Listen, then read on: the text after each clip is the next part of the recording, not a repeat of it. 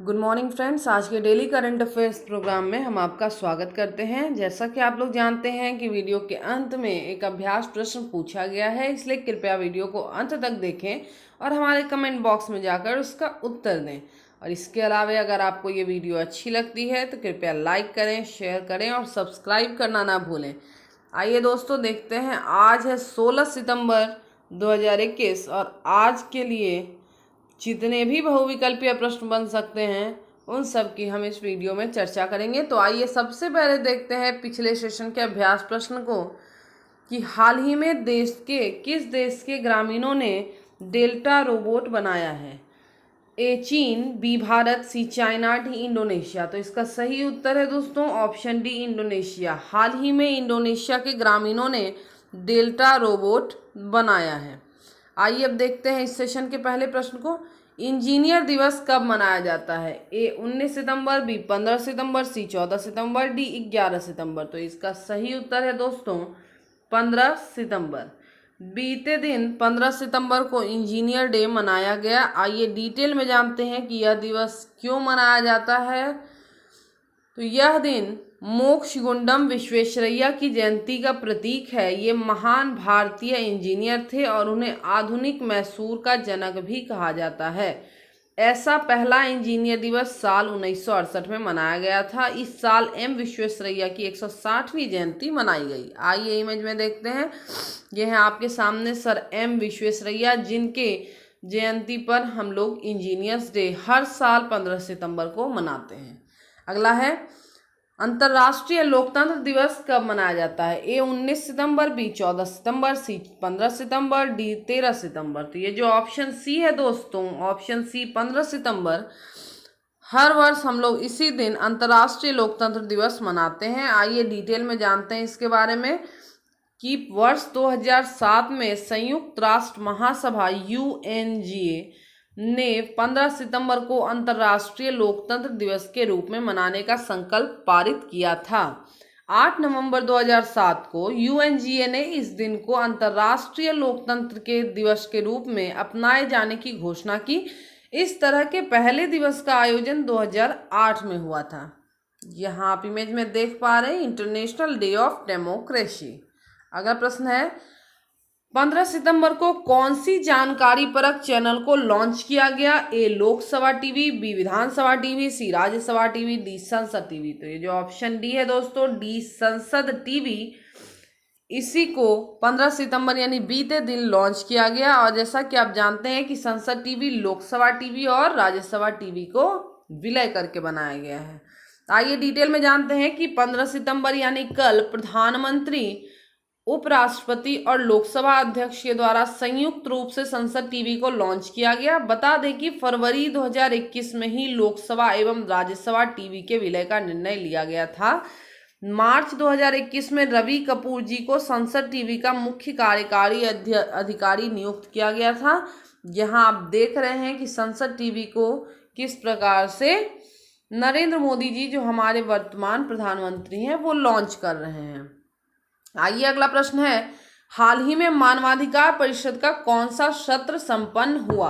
ए 41वां, B 46वां, सी 48वां, D 49वां। तो ये जो ऑप्शन सी है दोस्तों, ऑप्शन सी 48वां, यही इस प्रश्न का सही उत्तर है। हाल ही में मानवाधिकार परिषद का 48वां सत्र संपन्न हुआ। ये डिटेल में जानते हैं कि इस सत्र में साल 2050 तक बांग्लादेश के लगभग 17% हिस्से के जलमग्न होने के कयास लगाए गए हैं। विश्व आर्थिक मंच यानी WEF की रिपोर्ट के अनुसार बांग्लादेश में समुद्र के बढ़ते स्तर के कारण साल 2050 तक 20 मिलियन लोगों को अपने घरों से वंचित होने का अनुमान है। वहीं इस वजह से दुनिया भर में कम से कम 1.2 अरब लोग विस्थापित हो सकते हैं। अगला प्रश्न है हाल ही में किस देश में ग्रीन कार्ड से संबंधित एक विधेयक लाया गया है? A America, B Australia, C तुर्की, डी नेपाल। तो ऑप्शन ए जो है दोस्तों अमेरिका। हाल ही में अमेरिका में ग्रीन कार्ड से संबंधित एक विधेयक लाया गया है। आइए डिटेल में जानते हैं इसके बारे में।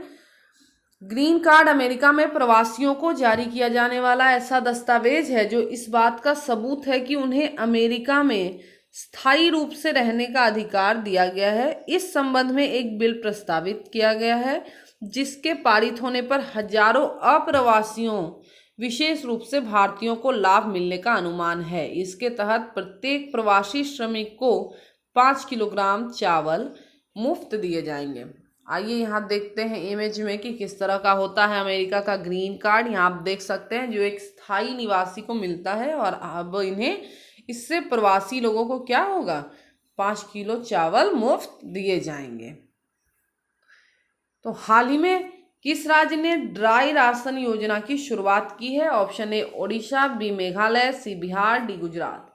ऑप्शन ए उड़ीसा में हाल ही में ड्राई राशन योजना की शुरुआत की गई है। आइए डिटेल में देखते हैं कि इस राशन की शुरुआत किस योजना के तहत हुई है।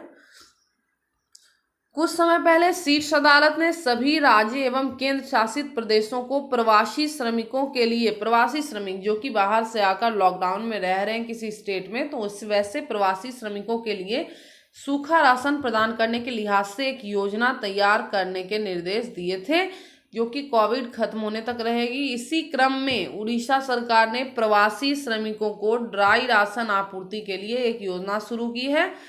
इस योजना को उन प्रवासी कामगारों तक भी बढ़ाया जाएगा जिनके पास राष्ट्रीय खाद्य सुरक्षा अधिनियम NFSA के तहत राशन कार्ड नहीं है। राज्य खाद्य सुरक्षा योजना के तहत आने वाले मजदूर भी राज्य के भीतर one nation one ration card सुविधा का लाभ उठा सकते हैं। यहाँ आप देखेंगे कि ड्राई राशन स्कीम कहाँ शुरू की गई है, टू स्टार्ट इन ओडिशा। आपका आज का अगला प्रश्न है, हाल ही में कौन से देश अपनी डिजिटल प्रणाली जोड़ेंगे? ऑप्शन ए भारत और नेपाल, बी भारत और मलेशिया, सी भारत और सिंगापुर, डी भारत और श्रीलंका। तो ऑप्शन सी जो है भारत और सिंगापुर, हाल ही में भारत और सिंगापुर अपनी डिजिटल प्रणाली को जोड़ेंगे। आइए डिटेल में जानते हैं इनके बारे में कि हाल ही में रिजर्व बैंक ऑफ इंडिया ने कहा कि वह मौद्रिक प्राधिकरण सिंगापुर MAS के साथ अपने डिजिटल भुगतान प्रणाली को तत्काल कम लागत वाले फंड ट्रांसफर के लिए लिंक करेगा। इसके तहत भारतीय यूनिफाइड पेमेंट इंटरफेस UPI और सिंगापुर की पे नाउ को जोड़ने के लिए एक परियोजना की घोषणा की गई है। यहाँ आप इमेज में देख पा रहे हैं कि कौन कौन लोग मिलकर एक इस परियोजना की शुरुआत करें। पे नाउ जो कि सिंगापुर की है और UPI जो कि भारत की है।